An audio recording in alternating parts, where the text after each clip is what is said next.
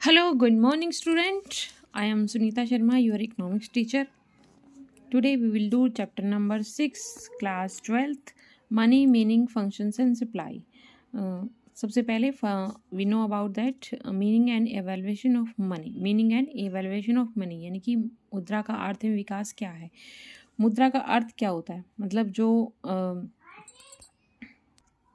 सबसे पहले हम जानते हैं कि मुद्रा का मीनिंग क्या है, मतलब इसका उद्गम कैसे हुआ। देखिए मुद्रा का उद्गम कैसे हुआ भाई, विनिमय को सरल बनाने के लिए मुद्रा का उद्गम हुआ। अतः मुद्रा को सामान्यतः उस वस्तु के रूप में परिभाषित किया जाता है जो विनिमय के माध्यम के रूप में सामान्य रूप से स्वीकार की जाती है। विनिमय का माध्यम मतलब कि जिसके माध्यम से हम किसी वस्तु का क्रय विक्रय कर सकते हैं, उसको वस्तु को हम खरीद सकते हैं और बेच सकते हैं। तो पहले देखो एक क्या होता था, बार्टर सिस्टम होता था। सबसे पहले हम इसकी मीनिंग जान लेते हैं थोड़ा सा। ये कह रहा है कि सामान्य विनिमय जो सामान्य जीवन की एक सामान्य हमारा लाइफ का एक नॉर्मल पार्ट है, इसलिए हिक्स ने अर्थव्यवस्था में इसमें परिभाषा जो दी है, इसका मीनिंग हम अपनी आवश्यकताओं की संतुष्टि के लिए एक दूसरे पर निर्भर करते हैं। इस निर्भरता के फलस्वरूप भी वस्तु एवं सेवाओं का विनिमय होता है। ओके, यानी कि हमें जब किसी चीज़ की ज़रूरत होती है तो हम उसको तभी खरीदते हैं, ठीक है। और मुद्रा एक माध्यम बन जाती है उस चीज़ को खरीदने का, यानी कि जो वस्तुओं को प्रत्यक्ष रूप से वस्तुओं के रूप में विनिमय कर लिया जाता है। उदाहरण के लिए प्राचीन काल में ग्रामीण समुदाय में जूता बनाने वाला किसान के लिए गेहूं के बदले में जूता बनाता था और कृषि श्रमिक अनाज के लिए खेतों में काम करता था। इस प्रकार ये हमारी जो है पहले जो है अर्थव्यवस्था चली आ रही थी, यानी कि इसको हम क्या कहते थे, बार्टर सिस्टम, यानी कि वस्तु विनिमय प्रणाली। एक वस्तु के बदले वस्तु मिल जाती थी हमें, ठीक है। जैसे इसने एग्जाम्पल आपको बताया कि जूता बनाने वाला किसान के लिए गेहूं बदले में जूता बना देता था और वो उसको बदले में गेहूं दे देता, यानी कि ये सिस्टम क्या कहलाता है, बार्टर सिस्टम। वस्तु के बदले वस्तु लेना, this is called barter system. वस्तु विनिमय प्रणाली वह प्रणाली जिसमें वस्तुओं एवं सेवाओं का विनिमय प्रत्यक्ष रूप से वस्तु एवं सेवाओं के लिए किया जाता था। उसके बाद देखिए, जैसे हम सोने चांदी की धातुओं के सिक्के प्रचलित थे, तो क्या था जो सोने और चांदी का जो वैल्यू होता था उसके ऊपर जो लिखी एक सिक्के की जो वैल्यू होती थी, वो जो धातु की जो वैल्यू होती थी वो एक सिक्के के बराबर मानी जाती थी। सोने एवं चांदी जैसे धातुओं के सिक्के प्रचलित किए गए, परंतु धीरे धीरे कागजी मुद्रा का उद्गम हुआ और धातुओं के सिक्के प्रचलन के लिए जारी करने के लिए वर्तमान और युग तो जैसे क्रेडिट कार्ड है, डेबिट कार्ड है, प्लास्टिक मुद्रा का भी युग आ गया। ये कह रहा है कि पहले सोने चांदी के सिक्के प्रचलित थे, उसके बाद कागजी मुद्रा हुई, उसके बाद क्या हो गया, प्लास्टिक युग भी आ गया मुद्रा का। इनकी जो हम डेबिट और क्रेडिट कार्ड यूज़ करते हैं। ओके, जो विनिमय का माध्यम जो कहलाती है, विनिमय का माध्यम यानी कि मुद्रा का जन्म विनिमय की आवश्यकताओं को पूरा करने के लिए हुआ है, इसलिए मुद्रा की परिभाषा एक वस्तु के रूप में की जा सकती है जो सामान्य रूप से विनिमय के माध्यम के स्वीकार की जाती है। उसके बाद देखिए, बार्टर सिस्टम ऑफ एक्सचेंज, वस्तु विनिमय प्रणाली उस प्रणाली को कहते हैं जिसमें वस्तु का विनिमय वस्तु से किया जाता है, यानी कि वस्तु के बदले वस्तु का लेन देन होता है। डेफिनेशन देख लीजिए, अकॉर्डिंग टू आरपी कैंट के अकॉर्डिंग वस्तु विनिमय मुद्रा का विनिमय माध्यम के रूप में प्रयोग किए बिना वस्तुओं के लिए प्रत्यक्ष विनिमय, यानी कि वस्तु के बदले वस्तु का प्रत्यक्ष विनिमय करना। Barter is the direct exchange of goods for goods without the use of money and medium of exchange। Okay,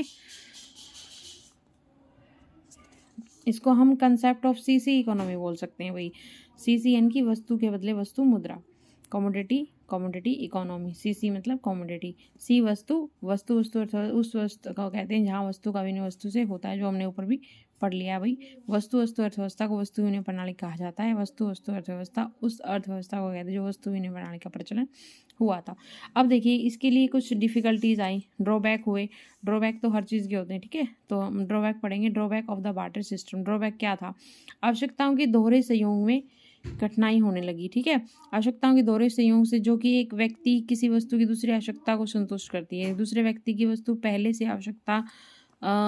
आवश्यकता को पूरा करती है, तो यह एक दुर्लभ घटना है कि वास्तव में बहुत कठिन है ऐसा मिलना कि जो हमारी आवश्यकता है वो कितनी दूसरी वस्तु हमारी फुलफिल करती है, ठीक है। तो वस्तु विनिमय बहुत ही सीमित स्तर पर हुआ करता था। नेक्स्ट देखिए, वस्तु विनिमय की व्यापार संबंधी लागत, ठीक है। दूसरी डिफिकल्टीज हमारी एक आवश्यकता का दोहरा संयोग एक दुर्लभ घटना होने के कारण वस्तु विनिमय प्रणाली व्यापार करने की लागत जो है बहुत ऊंची हो जाती थी। तो इसमें जो है तलाश की लागत यानी कि तलाश करनी पड़ती थी कि कौन सी वस्तु हमारी कौन सी उससे मेल खाती है। इससे क्या होता था, समय की बर्बादी यानी कि ऊँची लागत शामिल होती थी। उसके बाद है प्रतीक्षा की अनुपयोगिता। इसमें हम उस वस्तु को खरीदने के लिए जो बेचना चाहता है या नहीं बेचना चाहता उसको क्या करना पड़ता था, हमें उसका वेट करना पड़ता था। तो ये ड्रॉबैक है भाई। मूल्य की समान इकाई का अभाव। अच्छा, समान इकाई, lack of common unit of value, यानी कि हमें ये अभाव होता था कि जो वैल्यू जो वस्तु हम दे रहे हैं उसके बदले हम उतनी वैल्यूएबल मिलेगी या नहीं मिलेगी। ठीक है, तो मूल्य की समान इकाई का अभाव था।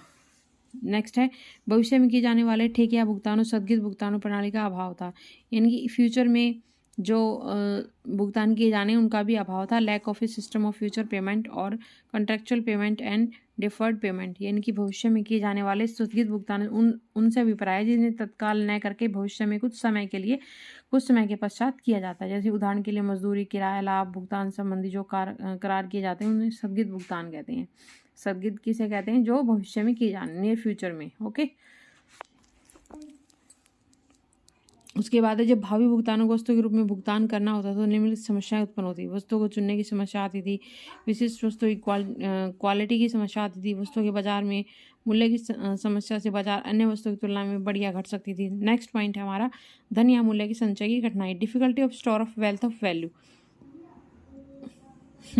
ये कह रहा है कि जो वस्तु विनिमय प्रणाली में मुद्रा के अभाव में यानी कि धन के अभाव में, क्योंकि लोग धन का यूज़ कम करते थे, मनी का यूज़ कम करते थे, तो क्या होता था कि वस्तु के बदले वस्तु थी तो उसमें क्या है, मूल्य का संचय और वस्तु पशुओं के रूप में किया जाता था ज़्यादातर। ठीक है, यानी कि जब हमारे पास कलेक्टिंग चीज़ होती थी वो या तो पशु होते थे या फिर कोई वस्तु होती थी।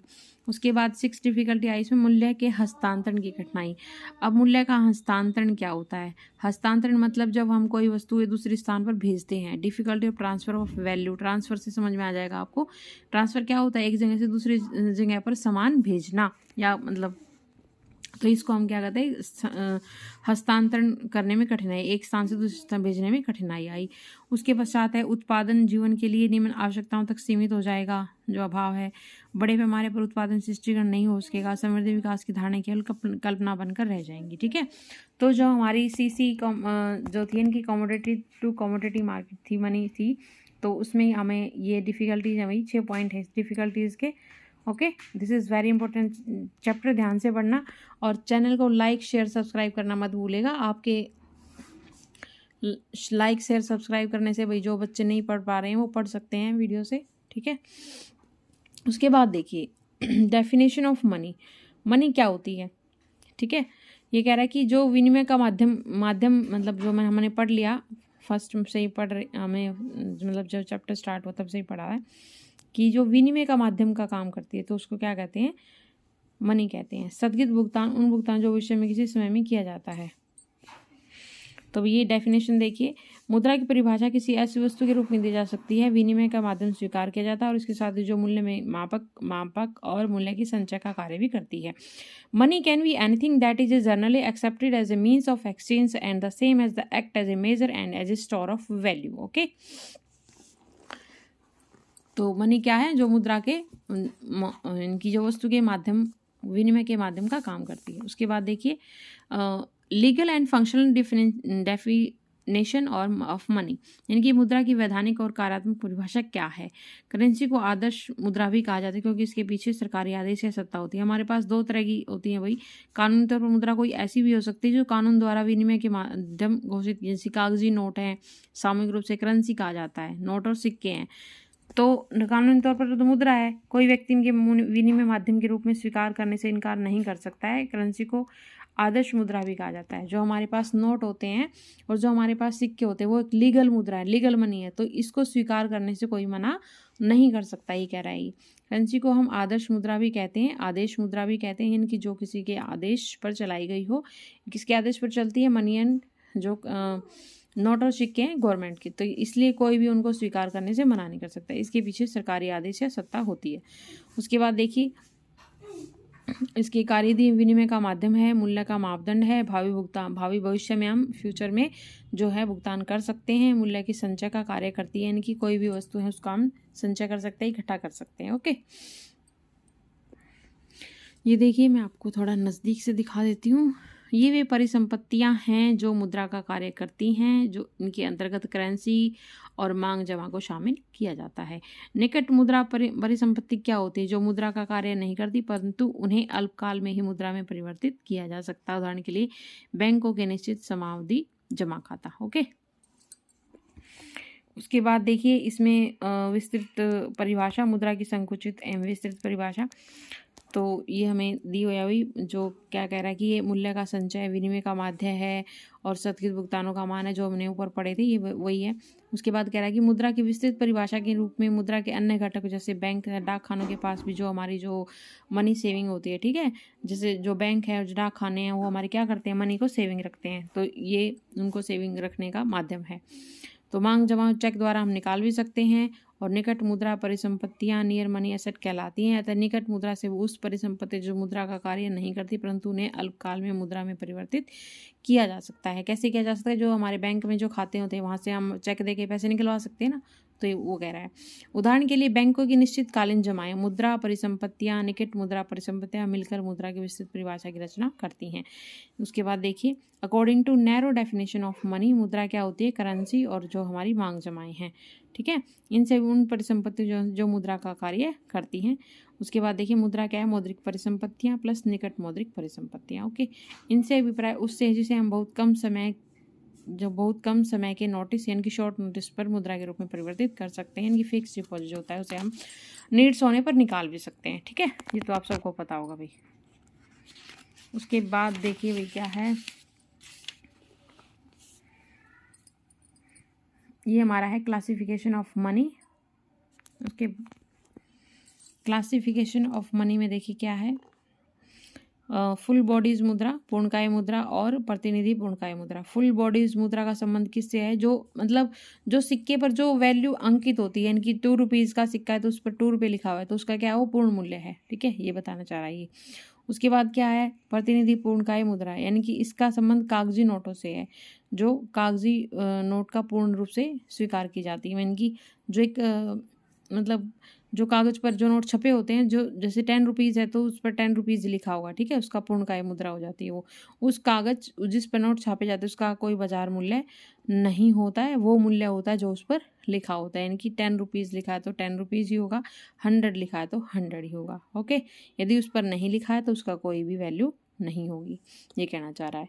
साख मुद्रा क्या है? उस मुद्रा का जिसमें मौद्रिक मूल्य उसके वस्तु मूल्य से अधिक होता है। इसका कारण क्या है? जिस वस्तु का मुद्रा के लिए प्रयोग किया जाता है वह वस्तु बाजार में कुल पूर्ति का एक छोटा सा अंश होती है।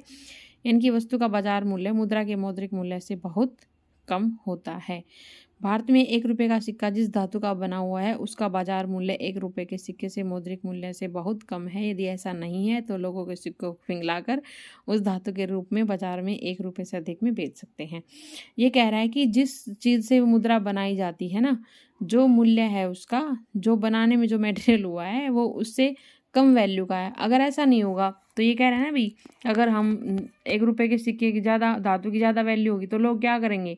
उसको पिघला देंगे और उसको मार्केट में बेचेंगे तो 1 रुपये से ज़्यादा कमा सकते हैं, ठीक है, ऐसा होगा तो ये कह रहा है जिस धातु से बनी होती है वो उसका मूल्य उसके रियल मूल्य से कम होता है। यानी कि 1 रुपये से कम होगा, या फिर 10 रुपये का सिक्का है तो 10 रुपये से कम होगा उसका जो धातु उसमें लगी है, ठीक है, आ गया समझ। उसके बाद देखिए इम्पोर्टेंट है जो इसमें प्राथमिक कार्य, गौण कार्य, आकस्मिक कार्य, हम सेकंड वीडियो में करेंगे। चैप्टर के साथ बने रहिएगा, वीडियो के साथ बने रहिएगा, लाइक शेयर सब्सक्राइब कीजिएगा। Okay, thank you dear student.